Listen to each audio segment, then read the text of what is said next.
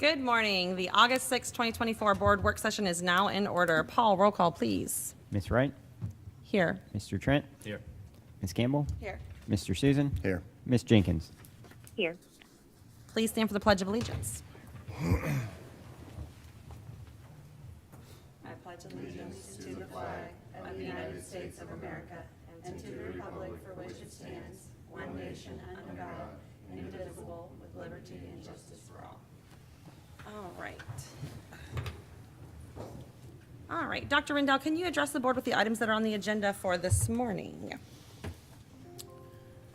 In just a second. In just a second. All right, flip to that page. Thank you, Madam Chair. On today's agenda, we have these topics: board policy revisions, 3120 employment of staff, and 7217 weapons, and then the superintendent's evaluation review. Wonderful. All right, so the first topic on the agenda will be the discussion on the board policy revisions. We're going to start with board policy 3120, so hopefully everyone has that pulled up. Uh-oh, making all the noise. Let me mute my computer. All right, board, does any, I guess we'll go ahead and look at this policy. Board, have you guys had the chance, obviously, to review it? Is there any recommendations or things that you have of concern with this policy? Just a clarification, although I don't completely understand the why and the ways behind it, it's my understanding if we can, that this change allows us to certify as a district, it gives our teachers who are waiting to be, it's not the right word. Mr. Dufresne, Dr. Rendell, would you mind having somebody come and explain what this change does? Because it has something to do with us being able to certify teachers. It gives them a little more room in order to pass the test and everything that they have to do. Is that correct? Yeah, Mr. Dufresne can come up to the microphone and Okay. he can add anything that I don't cover. Because I don't want to butcher Basically, that. This is going to give us a little more flexibility and freedom to hire people on a temporary basis on adjunct teacher. For example, if a teacher is hired initially and can't earn that 5-year professional in those 5 years, then we can keep hiring them on an annual contract basis year Okay. after year until they meet those requirements. Okay. So I don't know if that's it, pretty much. And so, question, this won't be fully changed and passed through until the 6-week process, whatever is over, till we vote on it. Then once we do that, will it take effect immediately? And so we can call back even teachers that have recently had to let go. Okay, thank you. So, Go ahead. may I go? Yep. So I saw this as an awesome opportunity because we have not only those 5-year professionals that aren't able to, you know what I mean, that we're trying to get through the system, but we have so many more innovative ways that we're hiring people through IAs to the classroom, through foreigners to the school district. Like, there's so many of those things, then the paperwork becomes very difficult to get to hit right at the same exact time that they're supposed to start. So this, Mr. Dufresne, I just want to say thank you so much for bringing this forward. It's going to really alleviate a lot of stress from some people. We get the phone calls from every one of those types of people, and this is going to be great. So thank you so much for bringing this forward. And I just wanted to ask Paul, she had mentioned that it takes 6 weeks to get this thing through. It's a 28-day process, right, if it nails directly, but because of the way our meetings go, it'll take 6 weeks? There's two, the meetings do play into it, but it's 28 days from the ad date to the final hearing, and then 14 days before the first public hearing. So there's two Two of those locks in there. Yeah, we usually do it in the same ad. So we usually build it out far enough that you have the 28 days and the 14 days. And for some of the people that are out there right now that may be a part of this, can you give an estimated date that might be that they're available to come back? What, for the, When's the final date? yeah, I Right. don't remember when this goes to final approval. If this is the first one, the next board meeting will be or the next work session will be first public hearing, and then the final will be at the next board meeting after that. Our next work session is not until September something. Oh, no, I'm sorry, No, we we have have one the next August- week. We have one next week. August Right. 13th, yeah. Never mind, scratch Could that- that. So we could potentially yeah. pass We can this at put the this- last meeting in Yeah, August. I want to say it's around the last meeting in August. Okay. Yeah, we should be pretty quick. Okay, so we can, that's good for them. All right, thank you, because I had some people had requested information, so thank you. Can I toss it back one more time? 'Cause Yeah, we have a question, too. It's my understanding that this process, though, will require more work on our part because we'll have to be doing like the things that the state's doing. So do we have enough resources what are we doing to make sure we can man that properly? to not overwhelm our currently already overwhelmed staff. We've got it handled. You've got it Okay, handled? good. Okay. Can I ask a question too about this? Is there any limit to how many times they can go through this process? So if 5 it- years. 5 years is the max? So you'll do your 5-year temporary cert, and then you can go annually for 5 years after You can go that. annually for 5 years afterwards. Okay, all right, that was my question, so thank you. 8/27 is the final board approval, so. 827, perfect. And I think just so everybody out there understands, it's not that, I mean, these are some of the most phenomenal teachers that we have that have amazing, highly effective, you know what I mean, evaluations, and they're being Bad held test up takers. just like a test, and we do the same thing for our children.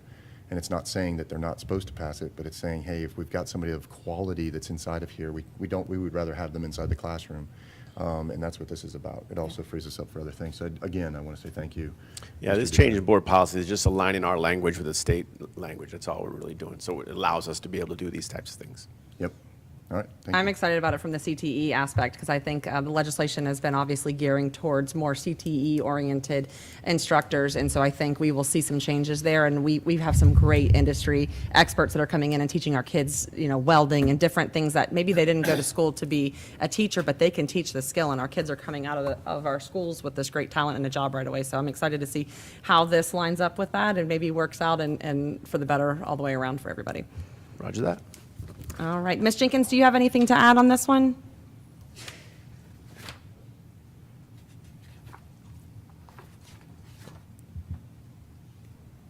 I know she's there, so she said just give her a minute. Yeah, I'm here. I apologize. I think it's delayed, but no, I do not have anything to add.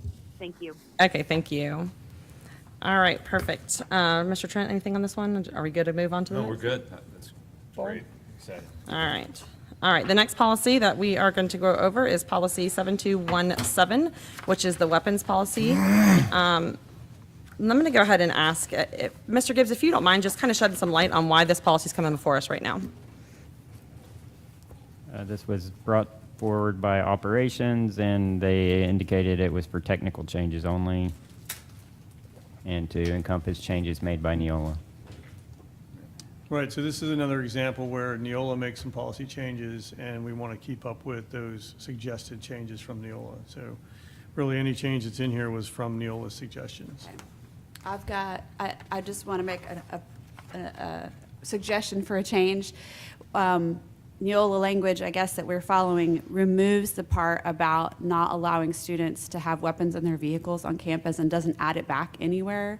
And I just was doing some research last night. The law allows us as a board to prohibit students, you know, other people can have their concealed, if they have a concealed weapons license or whatever in their cars, but we can have a prohibition against students having weapons in their vehicles on campus in their parking lot. And so I think we need to add that part back in.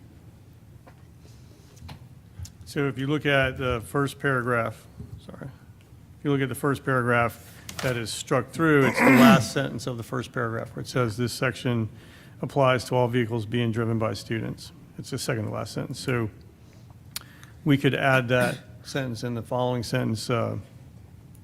Students of any age are prohibited from carrying or storing firearm/weapon within a private motor vehicle at any time on any of the above listed locations. I would suggest adding that after the new rewritten paragraph. Yeah, it's actually already, I'm seeing it twice. I'm seeing it in the whole paragraph that was struck and then a sentence by itself. It's exact same sentence, correct? Yeah, At the in- end of in the that. second paragraph, yeah. Yeah, if we could just unstrike the last sentence of the intro paragraph, I think that would take care of it. Okay. Thank you, Ms. Campbell. Anybody else have anything they want to add to this policy?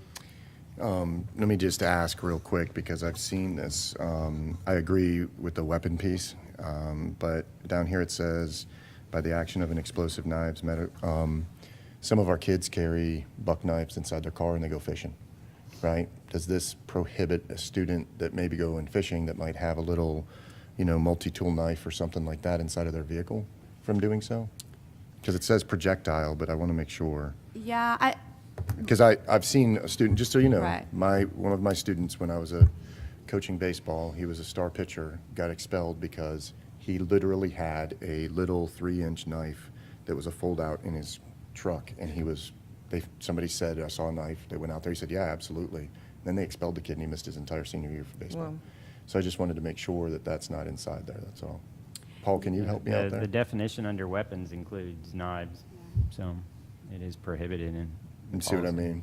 So like, There's a part in our student, I think it's in our student code of conduct, I was looking at a lot of things last night. It's either in statute or our student code of conduct that talks about, there's a little piece about, let's say, like a pocket knife that's handled maybe differently. So I don't know, I guess maybe what we could do is toss this to staff and say, make sure the language lines up with state statute, but that prohibits, that leaves a little. I want to say the definition doesn't include a pocket knife. There's a definition on the length of the blade to qualify as a weapon under 790. Okay. Correct. So that's the distinction. Pocket knives are usually under that length Yep. limit, so they're treated differently than a Multi-tools, all weapon. those. They don't qualify as a weapon. Right. but- Correct. Usually a multi-tool or a simple pocket knife does Small. not qualify So as if a you have a pocket weapon. knife in your car, you're good. But if you've got a Well, 9-inch hunting no, blade, then no, listen, that's. listen, you got a Rambo blade, you're gonna go, you know what I mean, I get it. And just the intent of us talking about it, I think everybody up here agrees that we don't want to get a student has a pocket knife. But when I read this before, it triggered me to remember that one moment. So if you guys are okay with that not being included as far as a pocket knife, and you're saying it's somewhere else, then. It's in it refers to 790.01 in the definition of weapons. That's where you find the distinction. Under the definition of weapons, it includes blades over a certain length. Okay. So it wouldn't classify as a weapon at that point. Okay. All right, thank you for bringing that up, Mr. Susan. I had one recommendation. When we're talking about the exceptions on letter A, it says police or other licensed law enforcement officers. I believe that our specialist and guardians should also be included in that line. I know that the next line kind of, or actually I think it's maybe 2 lines down where it says that board policy covers anybody that we make exceptions for. But I want to just make sure that it's clear and transparent. That way everyone knows these are the potential people.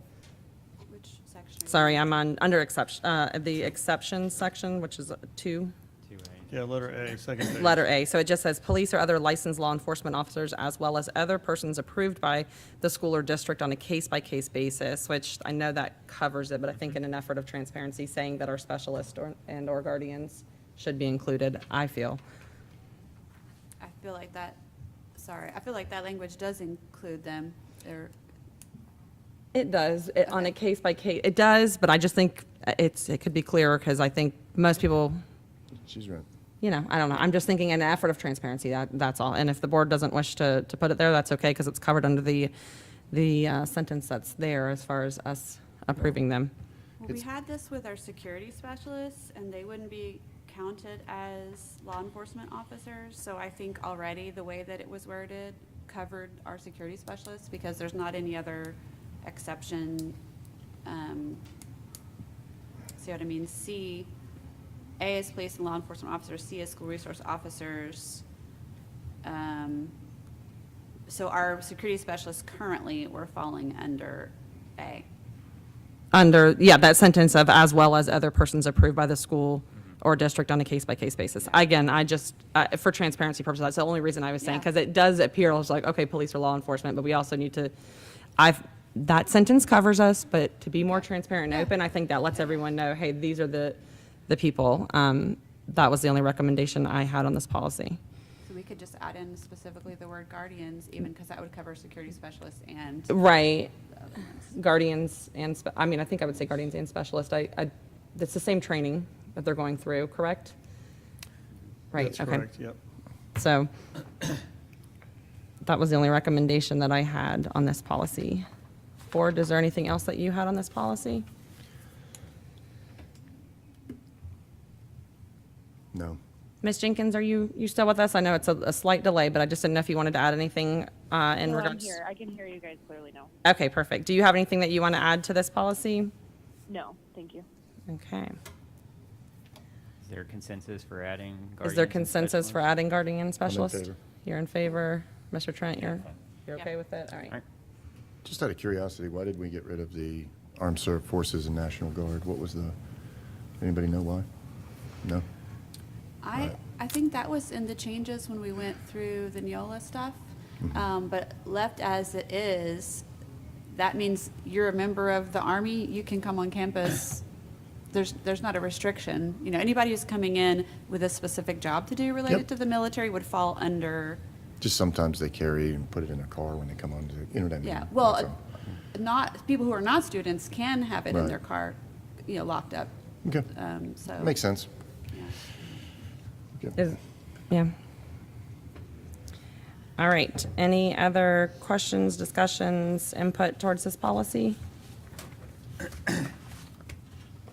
No? All right. We are going to take a short recess, and we're going to meet into the superintendent's office to do the evaluation there, just so that we have all the wonderful technology that's accessible to us, and Allison, who can input things as we're talking.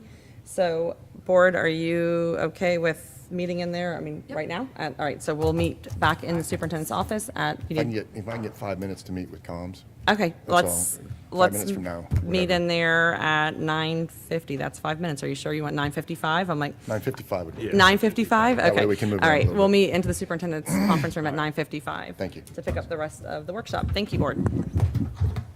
Ms.